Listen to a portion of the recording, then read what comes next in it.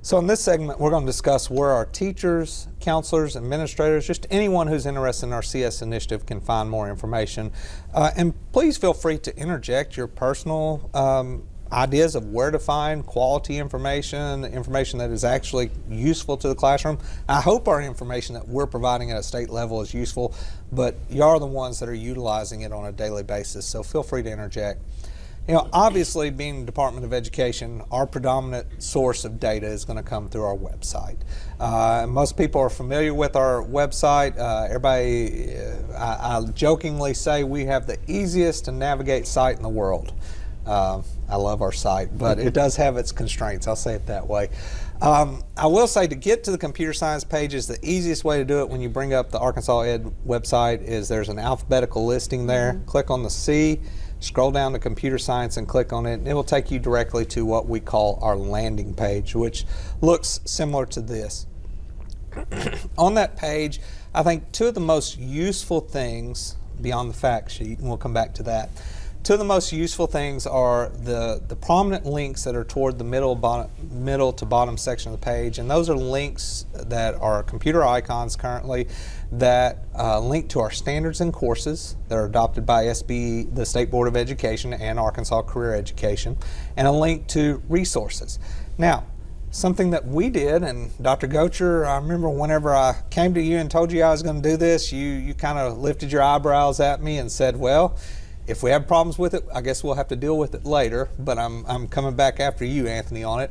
But one thing we do on this resources page, which is unique on the ADE website, is we link to all products that we think are valuable.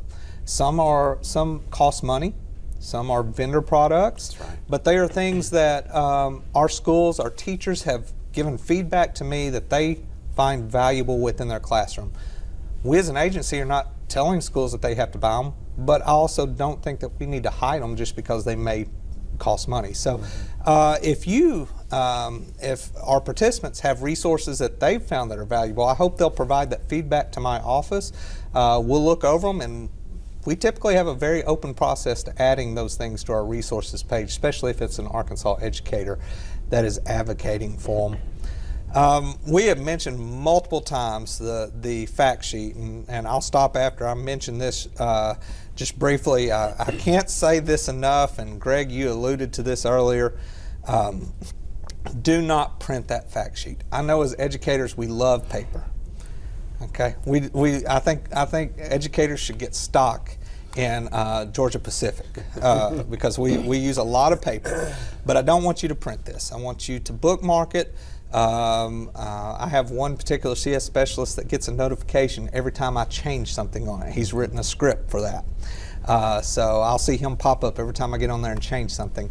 But that is our fact sheet, our CS fact sheet. It's accessible on that landing page. It's linked to on every page. Like I said, if I'm responding to an email, over 90% of the time I'm just cutting and pasting information out of that.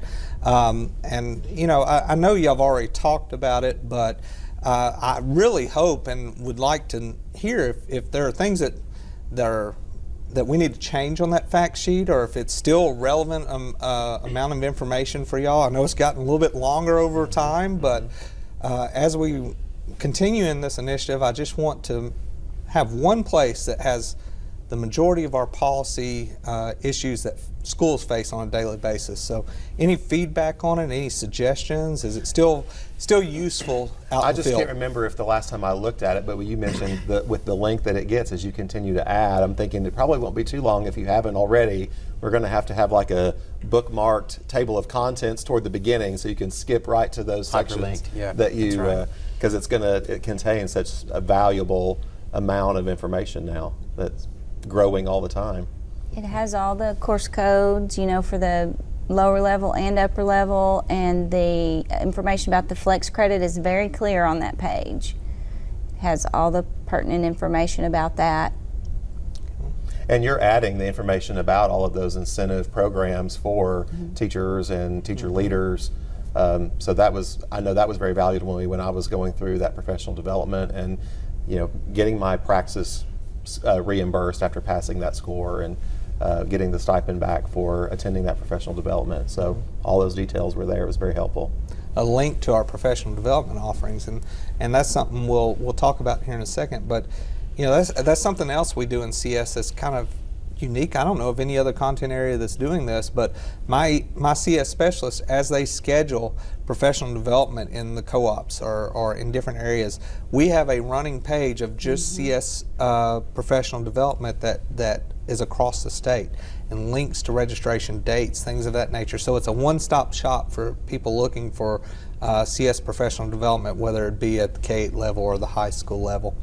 And I've mentioned him a couple times, and obviously we wouldn't be here without the legislation, the bipartisan legislation that supported this initiative from the start, but also Governor Hutchinson just continues to make this a key focus of his administration.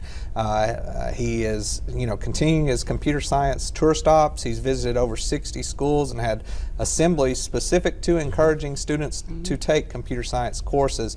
And this is he also provides support materials that our schools can use. So even if he has not made it out to your school for a tour stop, he provides the videos that he plays to the students. He provides tour stop videos where it's been recorded, and those are things that schools can use within their own environment. If he hasn't made it out to your school yet, we're always looking for new schools to go visit or additional schools to go visit, and we'll take those suggestions and invitations under consideration. I'll just simply say it that way. So they're welcome.